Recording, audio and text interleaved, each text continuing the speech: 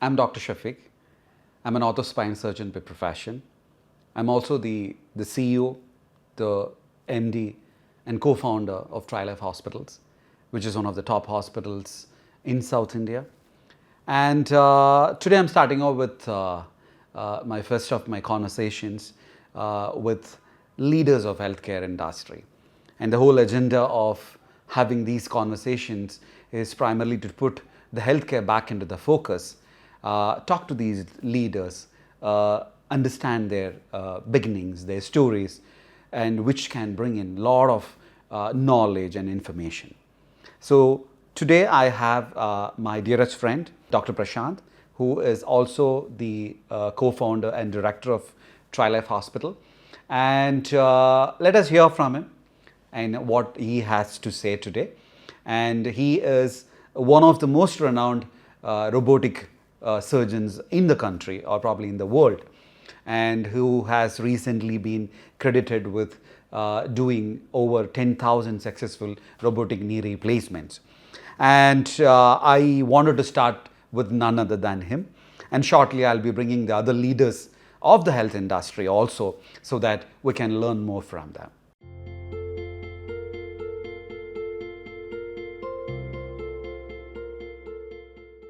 Sir, it's been 20 years, about 2 decades that we have been together.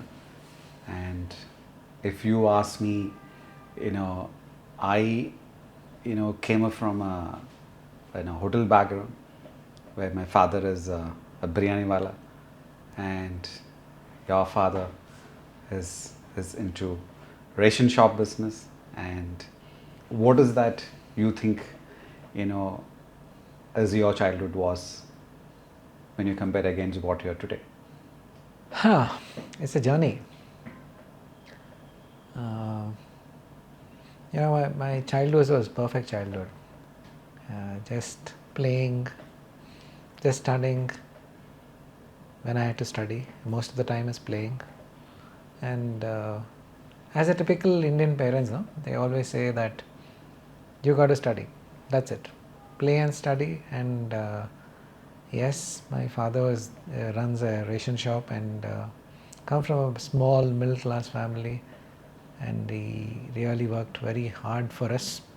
He used to manage, how many people at home? There were 21 people at home, and he was a sole breadwinner, and he used to manage us.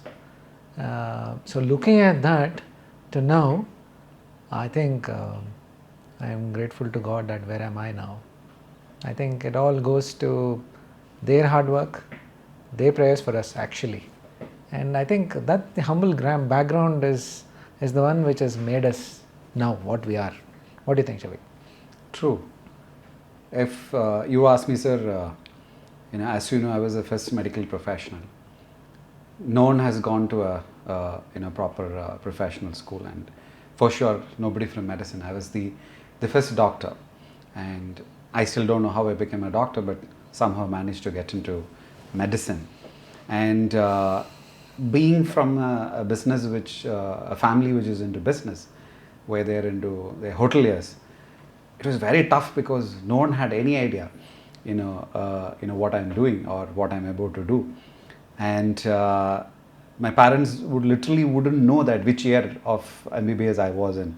But yes, as you rightly said, it is because that we were born out of ordinary, very simple, middle class families. We really, understood the value of, whatever we are out to create, whether it's money or the things. We know the value. And I think I really stand with you that humble beginnings, I think, sir, made us what we are today. If we were with everything what any other rich child would have had, then probably we didn't have the value of what we have created today. And we are literally able to, enjoy this, and right from this chair to, this room to everything. I think we earned it. And yes, definitely our parents were there, and whether they knew what they were doing or not, but they tried to put us on the track. And if there's one thing I learned from my family was that there was no medical support. They didn't teach me which book to study in MBBS. but they definitely taught me to be honest in life. And my mom always says that, be honest and do not trick, do not fake, be yourself. And they always go with the comparison that what the right hand is doing, the left hand should not do. That means that you help, but don't help people just for others to see it, but for the very fact that you need to help people because you came from such backgrounds where you had your own difficulties during your childhood. So I think from your family also, sir, since I know Appa, Amma, everybody, and my parents, I think one of the things which they indirectly, they didn't make us sit in a chair and teach us. Absolutely. And but indirectly, the way they lived with that limited resources. Oh, actually, so when you look at a thing, we are all living what they lived. Yeah. Work hard, you do what you do, and be good to everyone.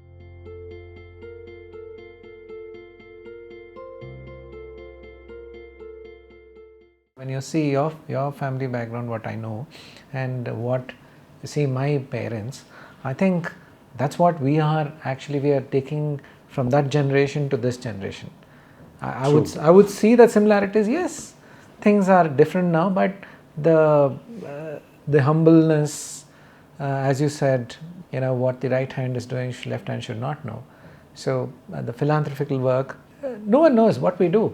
Yeah. Even only few people in the management who knows what we do, but the outside world doesn't know what we are doing. True. So I think we are on the right track. Hopefully we stay grounded. That's the most important thing. What we always think, and I think that's the success of our. Yes. Absolutely, that's a success. One of the things which always keeps me proud is the fact that we were sort of able to create more, Dr. Prashanths and Dr. Shafiqs. Yeah. And so it'd be Mohammed, who's with us 18 years. So it'd be Lloyd, who's been there for 15 years, or let it be any of the seniors, from Mamta to Pramila to. I think they are able to indirectly understand what is the mantra to success, and that is definitely, being honest. Being grounded, being humble, being simple, no show-offs, no fancy clothes, no fancy watches, no fancy things. But it's just that the beautiful culture what we have created. I think if there's one thing which I'll be very proud, sir, I think it's that culture what we have created. And from that small clinic of ours, which was hardly about 150 square feet, to this 4.5 lakh square feet hospital campus what we have created. I think everybody is able to get it, and whether you speak or not, whether I tell them or not, but they seems to be understanding that this is what is working. And in many places, if these things are not working, I think it is because they don't have that culture which is sort of deep rooted, and I always keep telling that they should be marinated in all these cultures and values, and don't you think so, sir? Oh, absolutely. So leader is one who looks after the employees. I think he is the leader. True. So I think if a leader doesn't look after the employees, he won't look after anyone else. He doesn't look after his patients. Correct. One thing is our hard work, parents' blessings, got a good team. And I think these three are the most important thing. Yeah. Hard work can't go anywhere. Parents' blessings is the most important thing, and that's the reason why we are all here. That's the reason why we are sitting here, actually. And next one is whom we have with us. The good team. Good team, whether it's our partner, the other partner, Dr. Ramchandra Gowda, Ram is here. I think it's all, everyone are here. And that's the reason why we are able to tick off. True. It's very true, sir. And one more thing, sir, what I would add up is that the beautiful relationship what we have maintained with our so-called patients, who's eventually turned out to be our friends. And sometimes I've seen that they want us to do well more than us. Absolutely. And that's a very surprising thing. I think many organizations miss this. And I strongly believe, sir, any business which is run for the whole purpose of money or revenue is not a good business. Businesses has to be more societal, it should be community based, where it's not about somebody broke a bone and you just heal him and send him back, but it is about making sure that you take the responsibility to put him back on his feet, and where he goes back to all his routines. Absolutely, that's where the whole tag of responsible well-being has come. Yes. So we take the responsibility of our patients. It's not only our patients, our fraternity, everyone, our staff. We are taking the responsibility. So it starts with our staff, then the patients, because we take care of our staff well. Our staff will take care of the patients very well. You do whatever you want and you don't take care of your staff very well, definitely they won't take care of the patients. True. And that is what is missing, I would say, in most of the industries, especially service industries. Yeah. So because unhappy staff would lead to unhappy customers. So simple. Yeah. It's even if we are not there, they would always strive for the organization. Yeah. And that's when the organization grows. So it's very simple. So you take care of your staff will do the work, and the organization grows. Yes.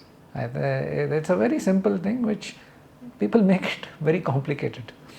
I don't know why. They make it very complex. I don't know why. So have heads for everyone.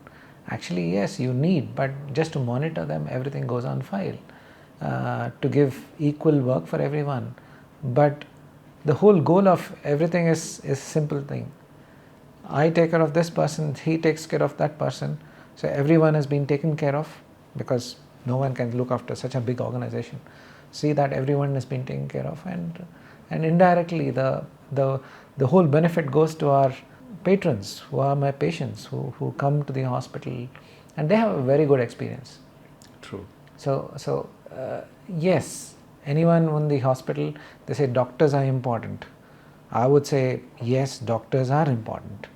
We have a very good doctors team, but from the starting, the patient who comes to the hospital, not greeted properly, from the receptionist, not guided them properly, how will they be happy with the doctor when the whole chain of immense, because they meet the doctor for 2 minutes or so. But if they have a bad experience about half an hour before, patient would be very, very unhappy while talking to the doctor. That I've seen. True. I've seen, and that is a change. What you've done as a doctor, what you've done, I'm seeing it, because you take care of if you take care of all the admin. That's what I see right now as a doctor sitting in the chamber. Most of them don't know who am I, but they only think I'm an orthopedic surgeon here. They come and take an appointment, and when I see them come to me, they're very happy. It's not that everyone comes with pain, but they have a very good experience to come to the doctor. True. And that is what I think we are striving to achieve. Yes. Yes.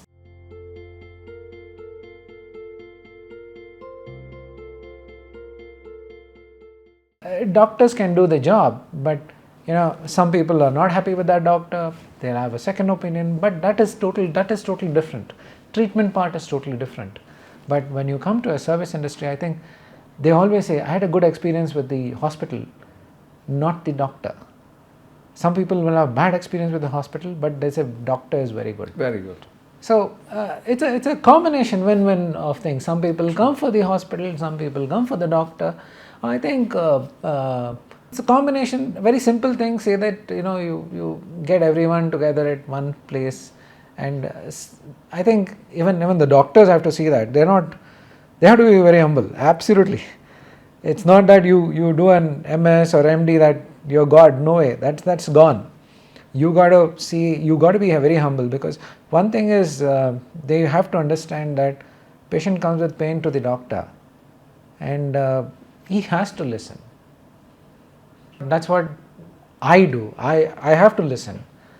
Maybe it's a small problem for me, but for them it's the problem. The problem, wasted so much of time of this. Everyone are busy, waited for the doctor, came in, and if I don't give time, definitely it's not worth the money. True. Or they won't be happy. Not forget the money about it. They're not satisfied with the doctor. And most of the time, if the doctor listens to the patient, half of the problem is solved. True. Where doctor can grasp what the things, you don't require fancy investigations. Patient is already told you the diagnosis. Why do you need a fancy investigation? So that is what you're doing it. Indirectly, doctors are also, helping, getting help actually. When patient comes, when the front office is very happy, greeting them, getting them to the doctor, I think half of the work is done. True. No, I think what you said was right, sir. It is all about people, and you take care of the people, and the people are going to take care of everything. And unfortunately, most of the organizations, I feel, is missing it. And the surprising thing is they bring people from outside to get them trained. Yeah. And you cannot train empathy. It has to come from yourself. It is not to preach, but it is to practice. So that one should come from the mentors, your leaderships, your leaders. So they have to be trained. So, and I believe that when your bosses, like the head of the institution, is empathetic to this, it flows down in the organization. So that is very important. I think that is also one success of us. Yes. Because when the boss is like that, definitely everyone follows the same. Yes. As an hospital, we always look at treatment, but how is it being? And consultants have to be top notch. Yes. No doubts about it. You don't need to be top notch. I think they do a good job. That's all. Yes. No fancy things. You don't require. Most of the treatment is out of 100 patients, one can be very difficult. 99 is the simple, and you don't take care of 99 simple things. Why do you want to worry about that one person? One complicated thing. One complicated. Yes. That is going to be there. Correct. So I think you got to concentrate on each and every one as your own family. I would say own family, and you got to put in that treatment effort, saying that how are you going to treat your mom? If your mom is having this condition, how are you going to treat your parents, your mom, or your family members? Would you say surgery for them? If they require surgery, everyone requires surgery. You would say, I won't operate for this situation for my family members. For him, I would operate. I would not take that. And they're missing on that. Yeah. Most of them are missing on that. No, what you're saying is like, sir, we as consultants, we treat everybody the same way. Yeah. And we do the same treatment for everybody, and no doctor directly will want to harm a patient. We treat them same, but there are certain times where things might not work the way. Absolutely. That's so as long as you keep your fundamentals very strong, you maintain your simplicity. And I would say why we are successful is because of that thinking. So there comes again the humbleness, your upbringing. Everyone, if you've seen our Shafiq, when from the clinic days, I think we've done a good job to come here. Yes. Very good job. And so why is that? And patients are with us.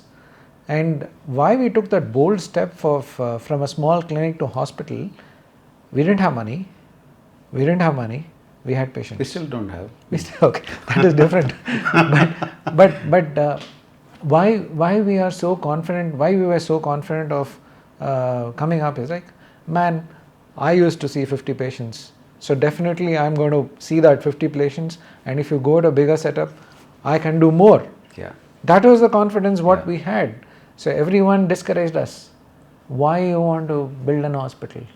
You're blowing up so many. You put your house in loan. I put my house on loan. Whatever we have. Mortgaged. And only we were confident that we'll do well. No one else were confident. Correct? True. And why we were confident is because for what in the clinic, what we used to do and what we used to think, the patients, we had confidence on the patients. The patients are going to come to us. And the same confidence, if each and every consultant, if they have, for us, the more than money is the patients what we have. Yeah. They are the asset. The value we are creating. Yeah, asset. That's their asset. And the patronage to the hospital, that's the asset what we have. And now also maybe it's for us it's other people will think it as a small hospital. We're not small, but some patrons who come from hundreds of kilometers just for this hospital, why should they come? They have a sort of bonding, and why that bonding is because of the consultant who looks after them very well. So there must be something, right? True. I think that is the most important thing. They say you go here, you will be taken care of well. There are so many, Bangalore, there's so many corporate hospitals, and why we should be doing well? There's no reason why. And most of our patients are our patients, our patrons, who doesn't want to go anywhere else other than just come here. So because of the experience what we give, because that I think they've seen us grow, seen us evaluate. I still believe that they really value what we are effort we are putting in, and really they give suggestions what to go about, how to go about. Most of the times the patients give us suggestions. I think that's one of the biggest assets what we built our patrons. Yeah.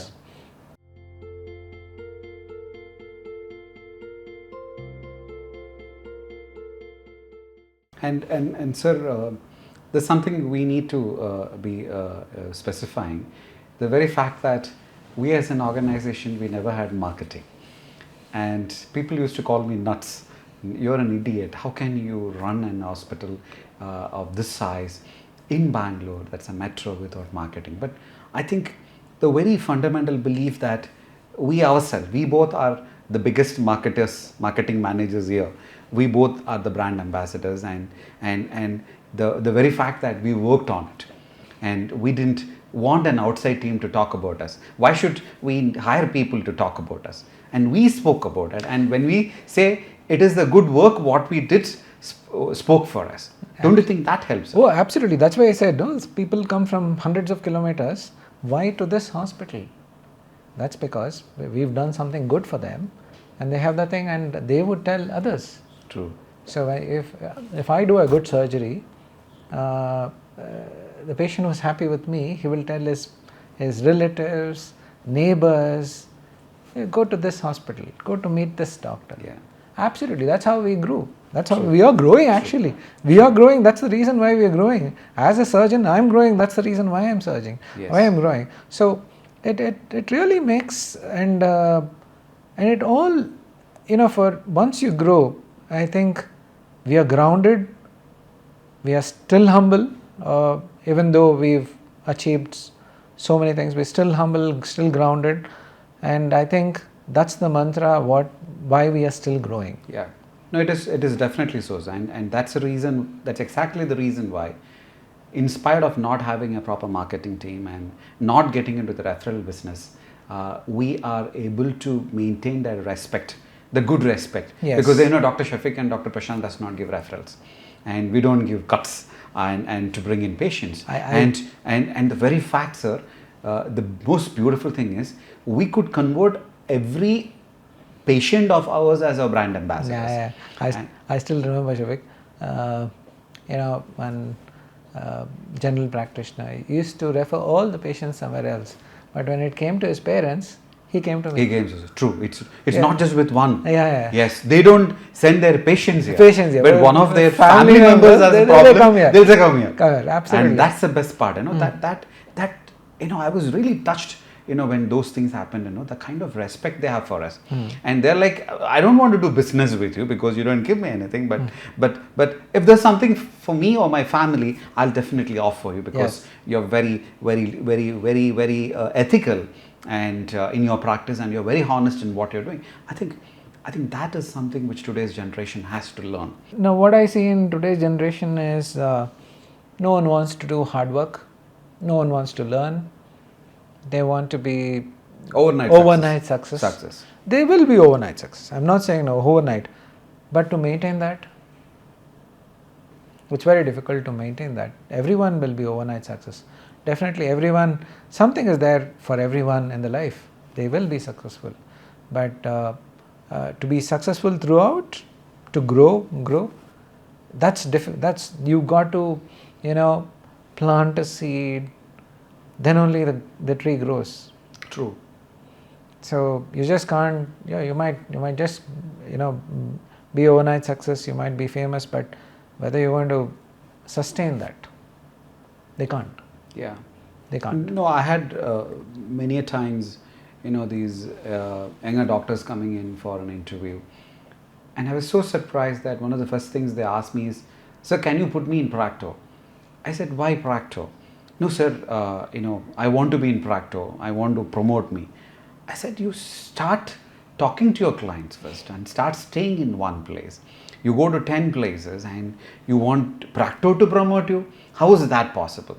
And it should be your patients, beloved patients, who should promote you." Absolutely. And I think that notion has to change, because this is a noble profession. And yes, you can use the modern technology tools like AI and other things to promote yourself, give more visibility, but that cannot be your core values. Your core values is still being that the doctor who's a good friend, a doctor who is a family member. I think if we are able to bring that back to the people's minds, I think this unnecessary issues in hospitals, mobs, and all those things, so it's going to come down. And people are going to see that good old version of their doctor. We don't want to be considered as gods, but as good members of their family, I think that's more than sufficient. What do you say, sir? Yeah, absolutely. See, because before people used to treat us like next to God. Doctor, you're next to God. I would say nowadays it's not like that. We are in the service industry. Yes. I take my fees to do the thing. So they expect me to do a good job. Yeah. So that angle is gone. Yeah, some people still believe that we are good. But if we maintain our ethics, I think we can still maintain that. True. The younger generation doesn't see us like that. They say we are in the service.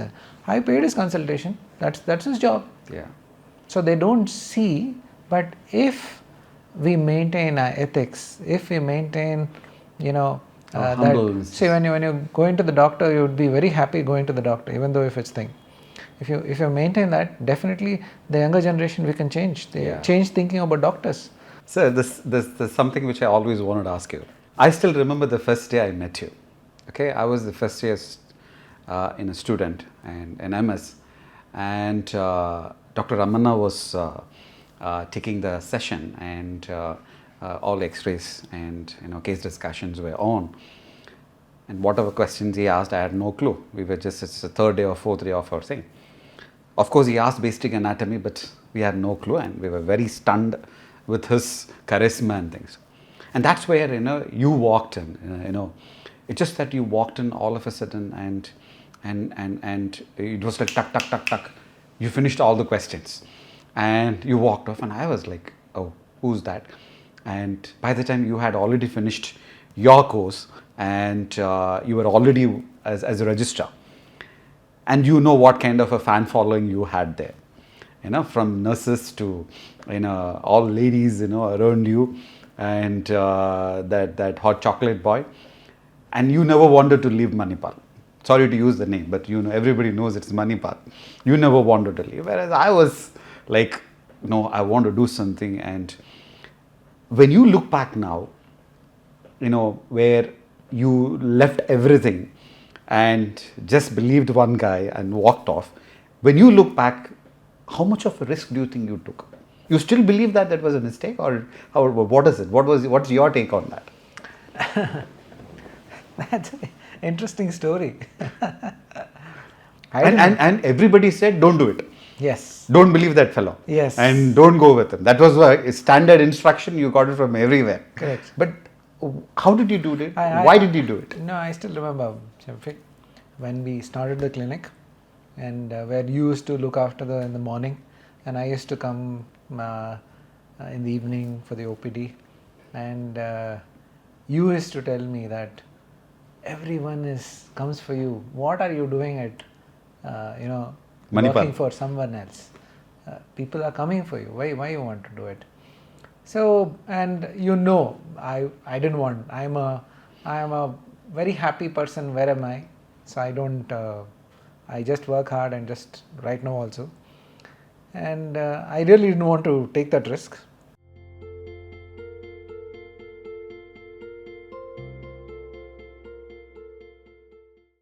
But looking back, there the opportunity was not there. They were not giving me my senior consultant job, and you came and told this, and it all happened. And we had plans for opening up a hospital, and you see it all. The whole world collaborated so that we start something. So me leaving the job, definitely when we starting the hospital, our neighbor of a clinic who comes for neck pain saying that True. my next building is mine, do you want to open a hospital? Do you remember all that? Yes.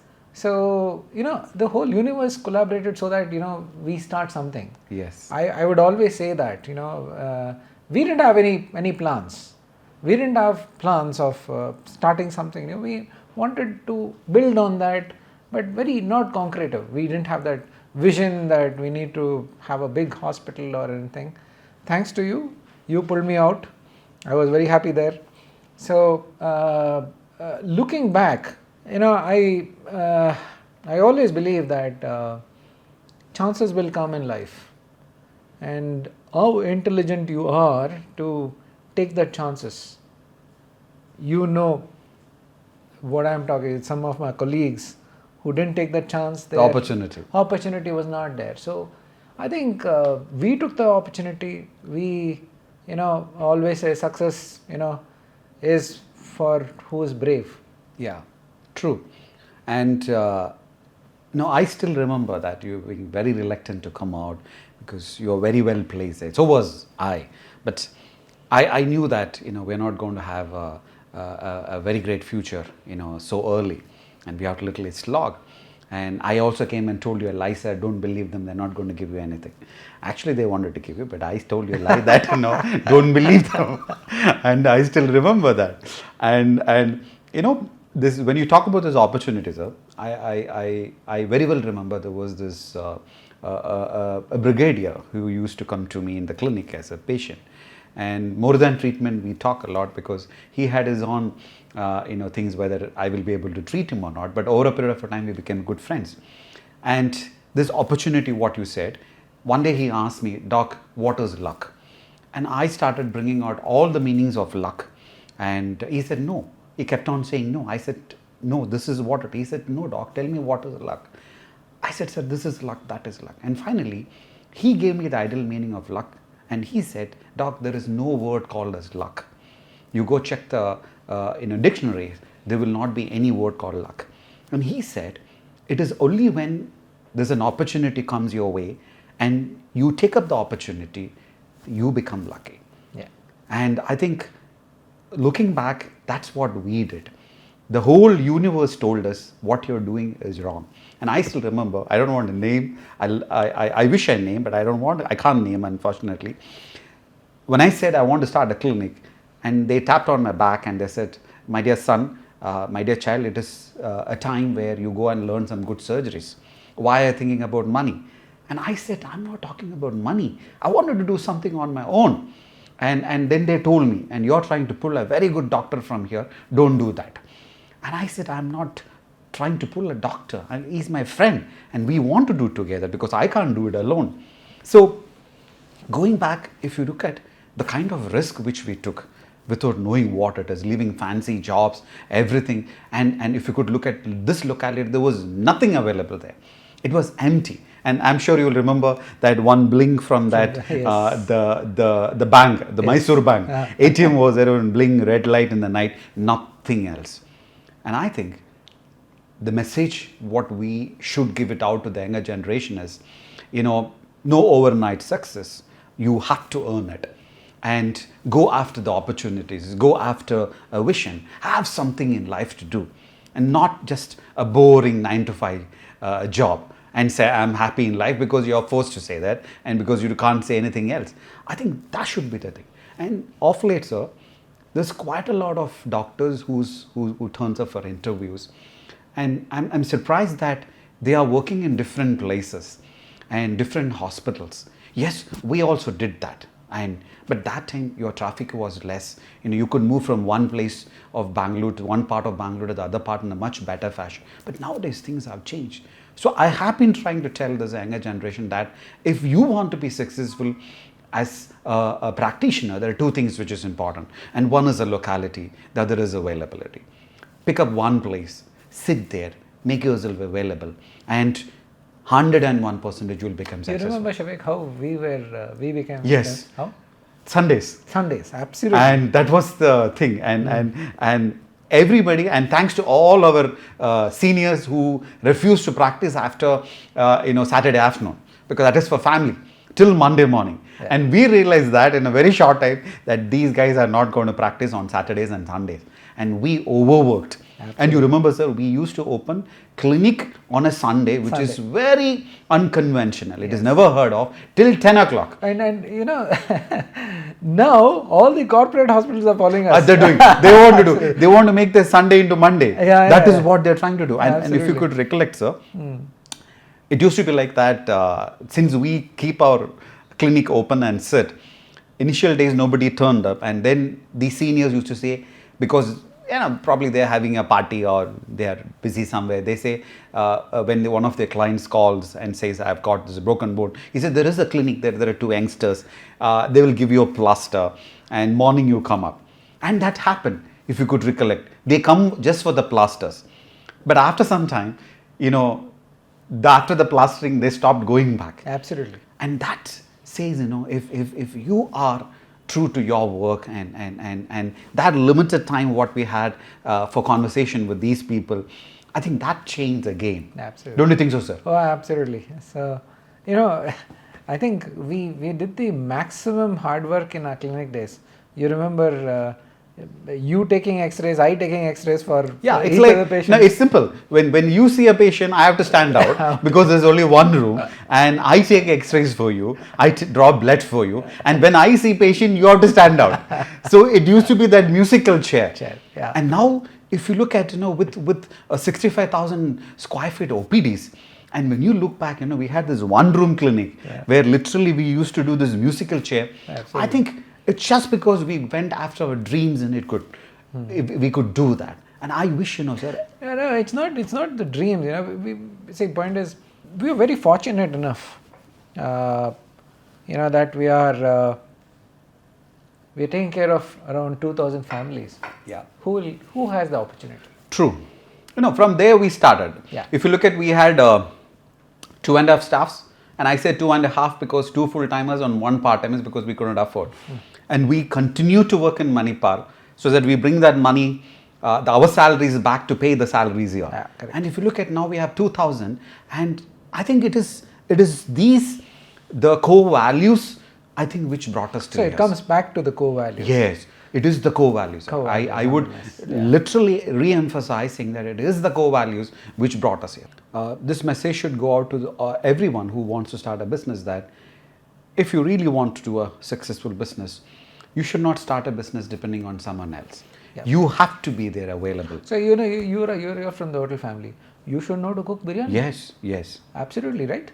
Now, if you say I have money, I don't know to do biryani. I Hire somebody. Hire somebody. What if he leaves and go? Correct. Unless you are, we've in the clinic, we washed the clinic. We clean the floor. We cleaned the floor. Somebody vomited and we cleaned the floor, and we did all that. Yeah, true. We did all that. So we can't forget. We will do it even now. No, we will do it. It's our baby. We will do it. Yes. So if that is the thing, yes, that's when I think as coming from a middle class family, I think that's very important for everyone to understand that you need to do everything possible. Yeah. And you need to be master of all if you are starting your own setup. I think that we can put in a message here to all the young people who wants to start any kind of business. Yeah. You Not can't only start that. a business depending on someone else. Yes, Absolutely. You have to be available. Yeah, You have to be available. True. You got to, maybe you put in the money, but you've got to be there. You got to learn what others people do in the business. And I also want to give this message to many of them out there, sir, who thinks that the primary thing which is required to start a business is money. Absolutely. It is not money. And there's a saying that one of the best things which can happen to a child is being born in a poverty. Now, we know the value of money because we didn't have money. So, for starting a business, I strongly believe you don't need money, sir. And just that you need to have the will to help others. It's about adding value to the community, adding value to the people who's coming to take service. You don't need to have money to start a business. And everybody thinks that, okay, let me get some money and then start a business. And those days are not going to happen at all. You don't need to, because we have enough of friends out there who's got huge money, but they don't know how to spend. How many of our close friends started hospitals and they're loaded with cash, where we are, papas, and they're loaded with cash, but they could not even survive 2 to 3 years. Yeah. And you know how many hospitals vanished during COVID. So I think we should drive down this message saying that to start a business, one, you don't need money. And two, please don't start a business depending on someone else. And if you are there, it is going to rock. Yeah. And if there is one reason, sir, if this organization is going to go forward and with all our new verticals coming in, that is retail, manufacturing, your corporate kitchen, our aviation business, our education institutions, our insurance thing, I think as long as the core values are remaining, as you rightly said, we are very grounded, we are very humble, we're very simple, and we only look at adding value to the people around us. I think we can't go wrong, sir. What do you say, sir? Absolutely. Until the core values is very important. I think once you lose your core value, I think it's difficult. It's difficult. It's very difficult. Coming back is very difficult, sir. You lose all your yes, patrons. Yes. You will never get them back. Once True. they leave you, yes, they're not going to come back. Yes. They're never going to come back. In the medical industry, sir, I think this is also one of the points to be taken up, where the doctor, because they think that they can just be in a scrub and look like a doctor. Looking like a doctor and behaving like a doctor is two different aspects. So I think it's very important that we drive this message saying that you have to be groomed well. Yes, groomed well. Groomed well. And it doesn't mean that doctor works extra hours and he doesn't need to groom himself, because as you rightly said, it's not about you, but it's about what your patient wants. Yeah. They will want their doctor to look in a certain way, yes, smell in a certain way. I think that's very important, sir, what you said. No, because people from all kind of walks of life comes to you, and you got to be presentable. You got to be groomed well, because whatever said and done, you're in the service industry. Yeah. If your mannerism is not good, if you're not presentable, maybe you're the best doctor in the world, they won't be very happy with you, or they might be happy with your treatment, but they will always look for someone else. Options. Yes. They look for options. Absolutely. So Yeah. you want to have an impact on them, and that's very important for a doctor to have an impact on patient, because when you have an impact on the patient, I think half of the problems are solved. Yeah. Not your surgery, not your tablets. Yes. With what confidence you tell them, with how you tell them, and how you present to them. And it's a close environment in a cabin, Yeah. where it's only you and your patient who has a direct eye contact, and we are dealing something very serious for someone. Yeah. And how well you put it on, how you're presentable, all that matters, because it creates an aura. You've seen so many doctors, like so many other personalities who is very well, they create an aura among us, among the patients. Why is that? Because of these things. True. And it's very, very important. I would say it's not to be flaunting someone, or it's True. for the patient. No, actually, I strongly believe, sir, your communication becomes more effective when your looks are matching. Absolutely. And your communication, because currently it's the communication failure which is leading to many issues. It's not that the doctor is bad, but the communication, there's flaws in it. I think the looks can really drive the communication in a much effective way. And don't you think so, sir? Absolutely. Thank you, Shafiq. You put me back to ages. I never thought about all that, what we went through, what was the struggle, or what are the challenges we went through. It all came like flashback. Thanks to you that you wanted to talk to me about this. It's a beautiful journey, I would say. So thanks for reminding me of all that. Otherwise, we're all lost in our own present day, working morning till evening, and it's nice to just sit down over a cup of coffee, wine, unwind, what we went through. It's a beautiful talk today. So I wish you the best for your future talks. He's doing talks with our healthcare professionals. I wish him all the best so that he brings out the best of healthcare professionals, their stories, what you people can incur in your life. I think that's the thing I think he wants to do. All the best to him.